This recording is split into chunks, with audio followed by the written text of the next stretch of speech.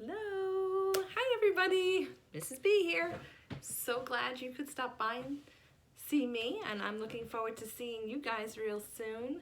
I am working on putting together a Zoom account for us, and we can have a virtual meeting and we can catch up. So hopefully we'll have that set up for Monday morning, 9:30 a.m. I don't know if you guys are getting up that early, but next week, when you've had a whole week, a little more off, and hopefully you're all ready to get back to work. So I'm thinking Monday morning, 9:30, have your parents send me an email or a Remind app telling me which is their preferred email to be using for that. Because going forward, we're going to have to get those all set up. So might as well start now. And let's see, what else? Oh, I've been looking on my web page and all my teacher pages to see who's been working, and I've been pleasantly surprised by a few of you. I can see you working really hard. Thanks for keeping me up to date by sending me those Christ Our Life emails. And I've been watching iExcel and Spelling City. A lot of you haven't gotten on there yet, so enjoy your week, I hope. But I hope you're also planning on getting in there and getting some work done. I know when I was your age, I would have been thrilled if somebody said, hey, school's closed. So I'm glad, or I hope that you're really enjoying your time at home with your families, and you're doing some really creative things and learning some new things. And I would really love to hear about them. Put together a little document or a Google slide or some pictures or something, and going forward we can all share them together. That would be great. And I am most excited to see those essays. I even told my kids at home, you gotta write this essay. This is gonna be amazing. Something that's gonna last a lifetime, and you're gonna get to show everybody else when you're older, and you'll say, oh, I remember when. I remember the first time it's ever happened ever that school has been closed like this. So you guys have a really important part of history. So I'm looking forward to seeing those essays. But what I'm most looking forward to is kind of getting back to what we were doing. And one of the things we were doing was trying to finish our Christmas novel. I hope you guys all remember that. But we were always looking for some time, some downtime, some extra time where we could read or listen to the story and just relax and enjoy together. And I was like, this is perfect. This is what we're supposed to be doing now. Doing some fun things, reaching out to each other, and finishing up some projects around, right? So I thought we could all just sit back, relax, and I finish that novel. So I'm going to give you a little bit today, and hopefully you'll come back for another little video clip, and we can keep reading it and just kind of enjoy the time. All right? Let's see where we last left off. Okay. All right, let's see. Officer Douglas was very impressed with Susan and Jim's plan. She made a couple of suggestions and then called the police station to get final approval before leaving. Her extra efforts were greatly appreciated by the Kirklands. It was now mid-morning, and Jim was preparing to leave the house.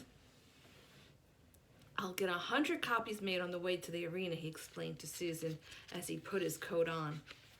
There was a special Christmas holiday practice session for Travis's hockey team that Jim helped coach. Susan had come up with the idea of advising everyone at the arena about their son's disappearance and then enlisting any volunteers.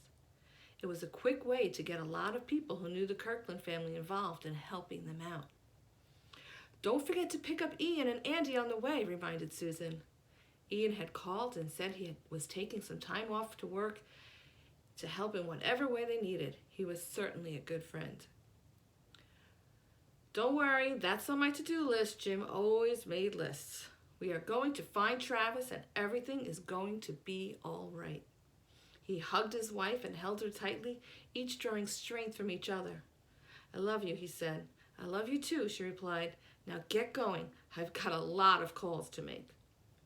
Susan's assignment was to contact all the newspapers, radios, and television stations, bring them up to date on the situation, and recruit their involvement. I'll call in every hour or so. Bye-bye, said Jim as he headed out the door. He picked up the Murrays, had the photocopies made, and was at the arena in half an hour. He spoke with the arena manager and was given permission to talk to the players and parents over the public address system. He stepped onto the ice and with the microphone in hand made his plea.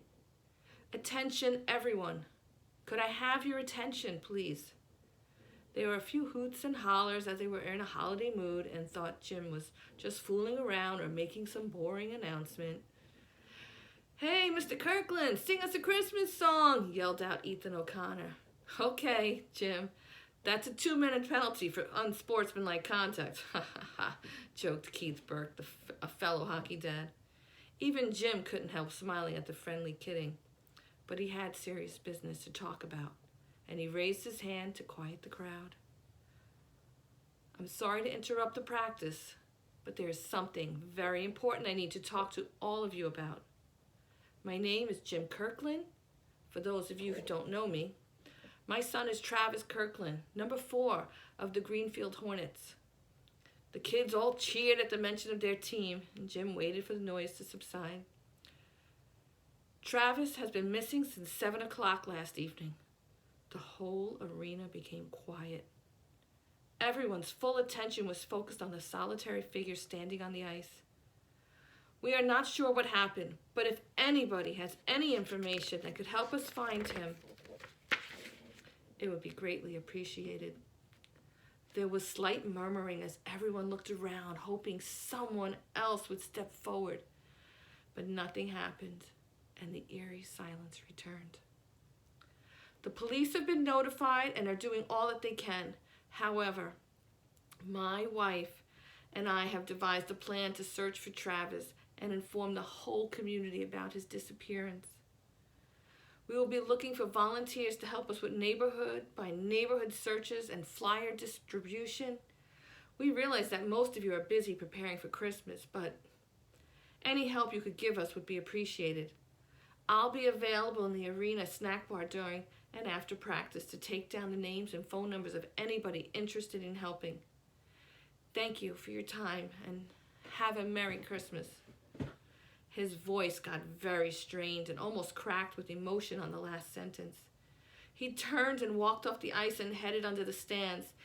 Ian was waiting for him, and by the time they left the dressing room area, the climb up the stairs to the snack room, people were already forming in line to sign up.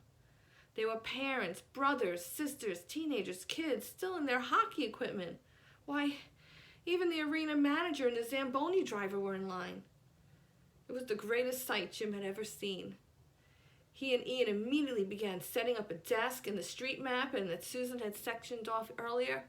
It was their intention to appoint a coordinator in each section who lived in that neighborhood, and then they would organize the volunteers.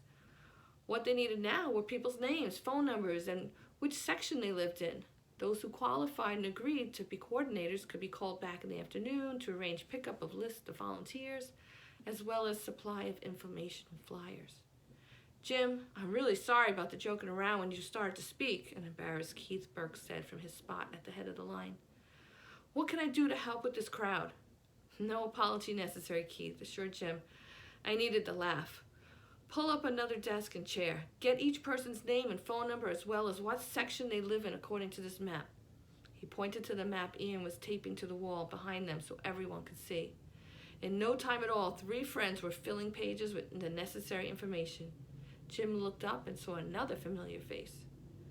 "Mr. Kirkland, I'm very sorry to learn of your problems," said Betty Ann Greenfield, owner of the company that sponsored Travis's hockey team. "I just popped over to watch the practice and wish a Merry Christmas to everyone, but your distressing announcements certainly caught my attention. You seem to have things well under control." "We're trying our best, Mrs. Greenfield," replied Jim. "Well, if there's anything I can do, I want you to call me. Correction, here's what I can offer now. And if you need more, tell me. First, here's my cellular number. Use it as much as you need." She handed it to Jim and continued in her no-nonsense way. "Second, you mentioned flyers. How many copies do you have?" 100, said Jim, still holding the phone. "Then give me one, and I'll get a few hundred more within an hour. If you agree, I'll get a temporary phone number so all calls could come to central location. Have you thought about where you want to locate?" she asked. We assumed we'd do it out of the house, replied Jim. I could free up some office space if you'd prefer, she offered. Why not right here, said Bill Burrell. He was the arena manager and been listening from his place in line. It's centrally located to the community and everyone knows where it is. And there's lots of parking. Heck, if no one's going to be using the place because they're helping you, we might as well pitch in too. Sounds great to me, said Jim, overwhelmed. This will be perfect, said Ian. Why don't you go over your plan with Ms. Greenfield and get her input? I can get some of the others to help Keith with me in the name collecting.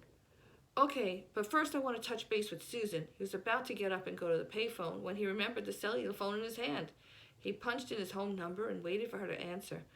Honey, he said, you aren't going to believe the response we got. And there's a little snowflake, so I'm going to pause right there. And hopefully you can come back for my next little reading.